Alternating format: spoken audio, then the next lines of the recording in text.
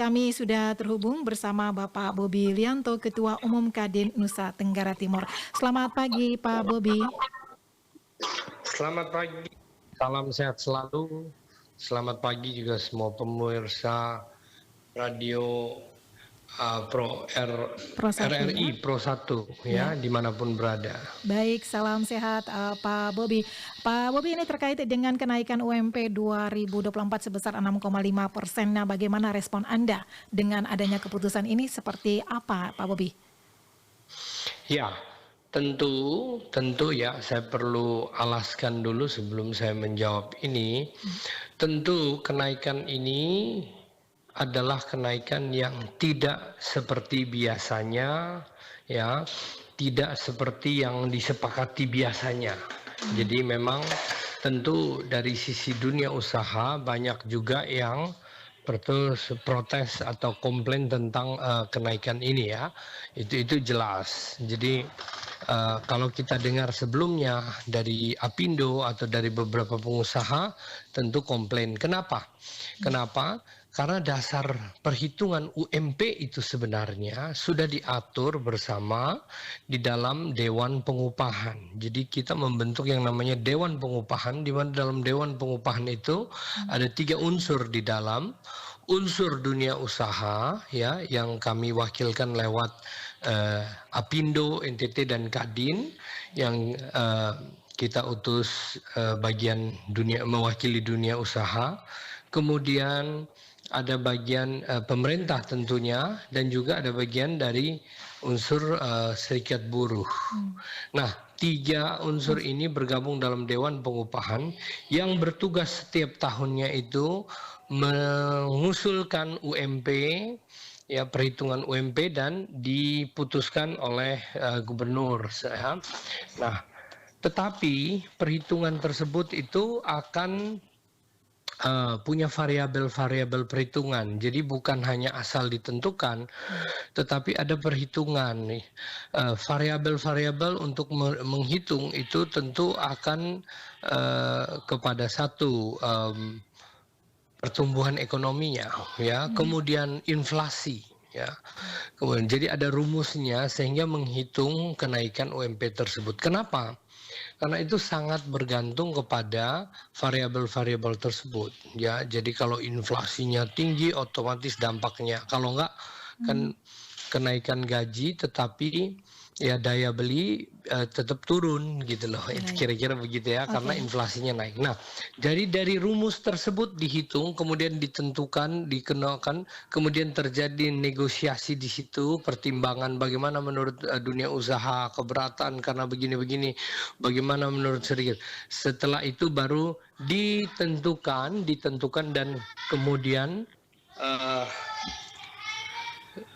sehingga hasilnya ya disepakati bersama. Nah, kalau menyesuaikan dengan hitungan tersebut, ya, itu harusnya jatuhnya hanya sekitar 1,8 sampai 2% kira-kira kenaikan. Tetapi apa yang terjadi ini kenaikannya langsung 6,5%, ya. Nah, tetapi setelah kami mendengar langsung dari penyampaian dari Kementerian Tenaga Kerja, ya, menjelaskan tentang bagaimana cara perhitungannya, ya, dan apa program pemerintah untuk mendorong daya beli masyarakat. Ya, kita menyadari bahwa tentu ini tidak bisa diterima oleh semua dunia kerja. Itu yang masukan dari kami. Tentu ada beberapa dunia kerja, perusahaan-perusahaan padat karya, mereka akan sangat terdampak dengan ini, sehingga mereka butuh tentu dukungan, insentif, atau ada yang belum mampu, mereka diperbolehkan ya mengajukan keberatan dengan perhitungannya mereka. Ya, jadi dari dasar itu kita sepakat untuk menerima kenaikan UMP 6,5%, ya, dengan catatan. Dengan catatan. Harus sesuai dengan kondisi daerah saat ini atau seperti apa? Begini, jadi kan kita tahu kenapa dengan catatan ini, karena keadaan perusahaan ini kita terima ini kan dengan hati maksud untuk mendukung program pemerintah ya. Ya, Tetapi tidak semua perusahaan dalam keadaan yang baik-baik saja, Bu. baik. Tidak semua perusahaan yang bisa. Nah, dengan catatan itu artinya begini, jika ada perusahaan, jika ada UMKM, jika ada yang perusahaan yang mungkin padat karya dan dia kewalahan, dia tidak bisa mampu untuk menaikkan 6,5, maka dia boleh mengajukan keberatan. Nah, kalau dia mengajukan keberatan dengan ada persyaratannya, dia akan menunjukkan keberatannya, membuktikan bahwa dengan hitungan begini dia tidak mampu membayar gaji sekian, maka dia boleh khusus dia tidak mengeksekusi 6,5 karena Baik, pilihannya itu adalah kalau dia memaksakan diri maka akan terjadi PHK, Ibu. baik. Ya, kalau perusahaan tidak bisa, wah saya nggak mampu, ini saya bangkrut, saya rugi, atau ya, maka bisa saja dia akan mem-PHK. Tadinya karyawannya 10, bisa-bisa dia PHK hanya sisa 5, kira-kira. Itu pun kita tidak mau, ya tentu tidak inginkan itu. Makanya kali ini dia naik 6,5 dengan catatan. Artinya ada catatan itu ada 3 hal lah kira-kira. Yang pertama Ya, adalah bagi perusahaan yang merasa tidak mampu dapat mengajukan keberatan ya dengan alasannya, maka dia masih boleh untuk tidak memenuhi 6,5 atas baik. pertimbangannya ya, bisa di. Yang kedua, perusahaan-perusahaan ini kita dunia usaha meminta itu ada insentif atau subsidi ya atau kemudahan-kemudahan Hmm, ya yang diberikan oleh pemerintah di bidang-bidangnya masing-masing ataupun ini di daerah untuk mensupport daya tahan daripada perusahaan tersebut. Kira-kira begitu. Oke, baik. Nah, sejauh ini apakah Kadin NTT ini juga sudah berdiskusi ya dengan pemerintah daerah untuk bisa menghasilkan langkah-langkah untuk mendukung pengusaha nih Pak dalam mengatasi dampak dari kenaikan UMP ini Pak? Tentu begini, Bu, ini kan waktunya juga cukup cepat, Ya, harus langsung diputuskan mhm, ya. Dari awal sebenarnya respon dari teman-teman dunia usaha baik, sudah ada yang komplain, ada yang bisa dan ada yang tidak bisa. mmm, Nah, di satu sisi kami harus menentukan UMP ini kan begitu ya. ya, Nah, tetapi setelah kami mendengar arahan dari Kementerian Tenaga Kerja dan juga Bapak Presiden Prabowo pada saat rapat TPID, Tim Pengendalian Inflasi Daerah, ya, kami mengerti maksud dari Pak Prabowo, Presiden kita dengan programnya bagaimana untuk mendorong daya beli. Tapi juga ya mereka juga memberikan kemudahan yaitu mendorong ini kemudian ya, pemerintah juga memberikan kesempatan bagi dunia usaha yang tidak dapat mengikuti ini, adjust mhm, ini, maka diberikan kemudahan ya. Diberikan boleh mengajukan keberatan dan tidak harus menaikkan setinggi itu, menyesuaikan itu bisa dan juga pemerintah akan memberikan insentif-insentif di setiap bidang. Kan ini bidang pekerjaannya masing-masing ya.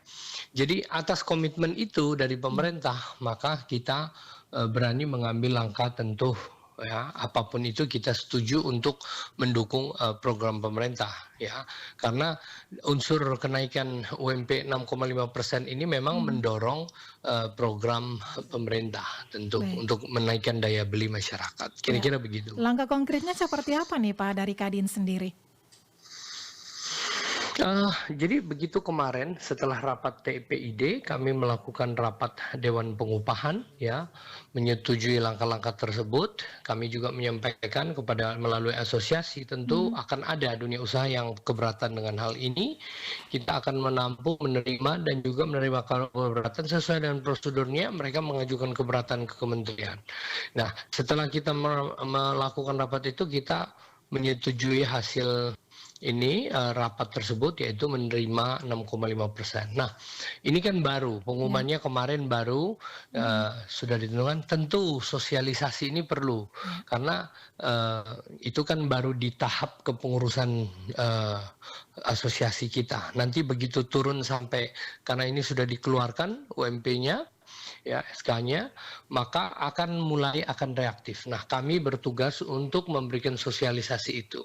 Jadi bagi teman-teman masyarakat, mungkin RRI pagi hari ini juga saya menyampaikan kepada seluruh dunia usaha UMKM dimanapun berada bahwa posisi kita adalah mendukung program pemerintah dengan menaikkan daya beli melalui kenaikan UMP yang sebenarnya kenaikan ini hampir tiga lebih kali lipat dari perhitungan sewajarnya, tetapi atas dasar itu. Nah, untuk itu teman-teman dunia usaha bagi yang merasa keberatan atau tidak mampu, maka diperbolehkan untuk mengajukan keberatan ya kepada Dinas Tenaga Kerja menyampaikan supaya jika tidak menyesuaikan. Tapi tentu ada alasannya jelas juga ya hitungannya, bukan asal oh saya keberatan begitu. Tentu ada perhitungannya jelas. Kalau memang kita tidak mampu tidak apa-apa daripada kita mem-PHK karyawan gitu loh.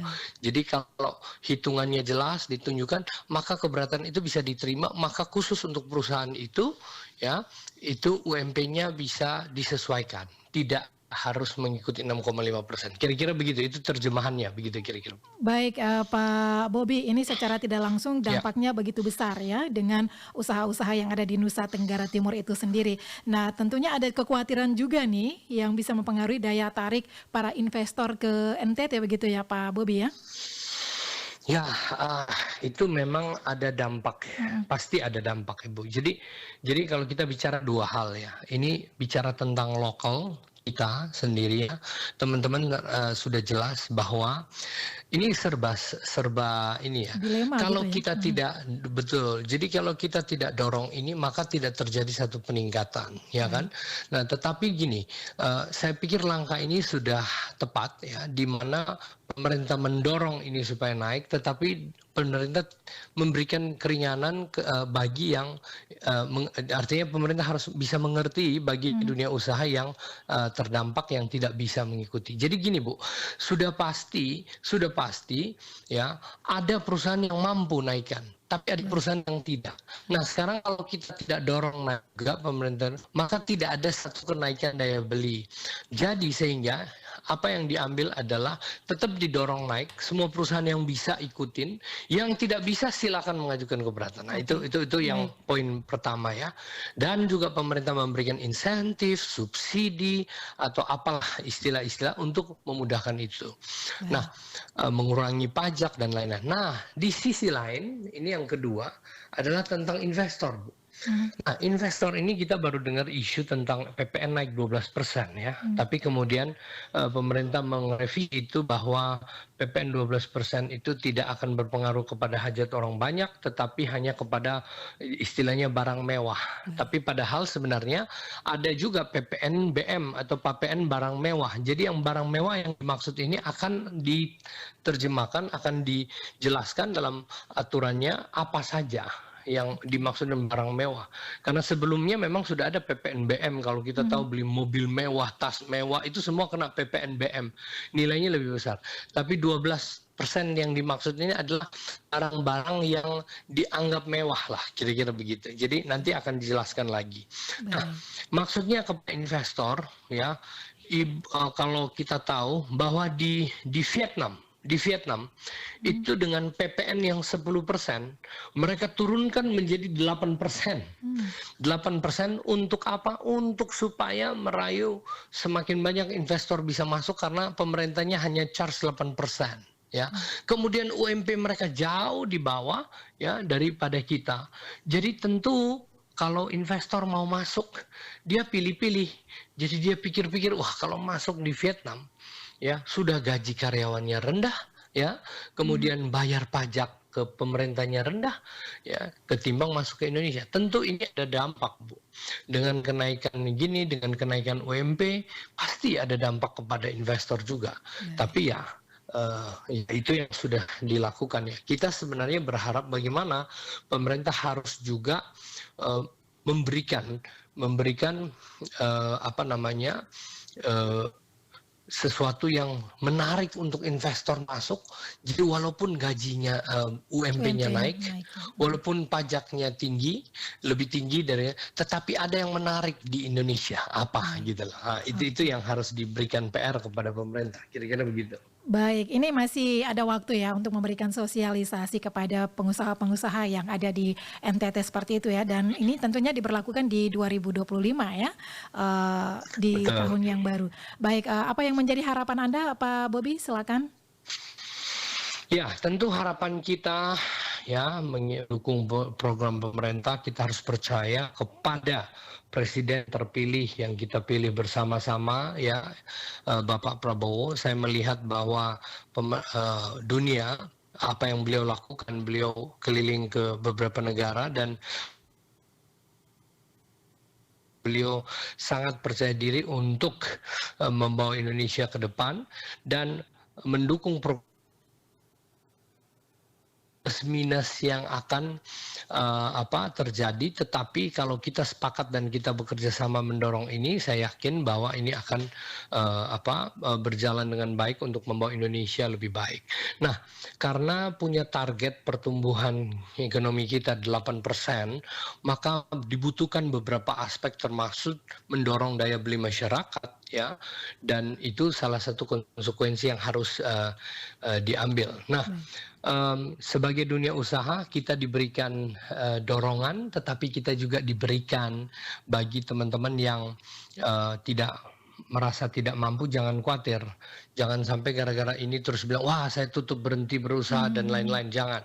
Anda tetap diberikan kesempatan, silakan berikan hitung-hitungannya bahwa Anda masih sedang berjuang dalam hal ini ya toh. iya, Nah, itu akan diberikan kemudahan-kemudahan khusus ya. baik. Jadi tetap kita di satu sisi kita harus dorong pertumbuhan ekonomi 8% ya, dorong juga daya beli masyarakat, tetapi di satu sisi juga kita harus tentu mengikuti um, dan juga lebih berhitung hati-hati tentang cost untuk gaji-gaji karyawan kita, kira-kira Baik. begitu. Baik, terima kasih Pak Bobi waktunya pagi ini bersama Prosate Terima RRI. kasih. Selamat Thank pagi. you, Tuhan berkati. Salam Baik. semua. Terima kasih. Pendengar RRI dimanapun Anda berada, baru saja bersama kita Bobi Lianto ya, Ketua Kadin Nusa Tenggara Timur. Seperti diinformasikan bahwa pemerintah Provinsi NTT resmi mengumumkan kenaikan upah minimum provinsi, di mana sesuai dengan keputusan Gubernur sebesar 6,5% atau sekitar Rp142.143,69, dan kenaikan dari sebelumnya UMP 2024 Rp2.186.826. Dan pengumuman kenaikan ini pendengar disampaikan langsung oleh penjabat Gubernur NTT Dr. Adriko Noto Susanto di kantor Gubernur Kamis kemarin, di mana menurutnya keputusan ini menindaklanjuti Peraturan Menteri Ketenagakerjaan Republik Indonesia Nomor 16 Tahun 2024 tentang penetapan UMP 2025. Dan untuk itu pemerintah NTT menetapkan UMP NTT tahun 2025 sebesar Rp2.328.969,69.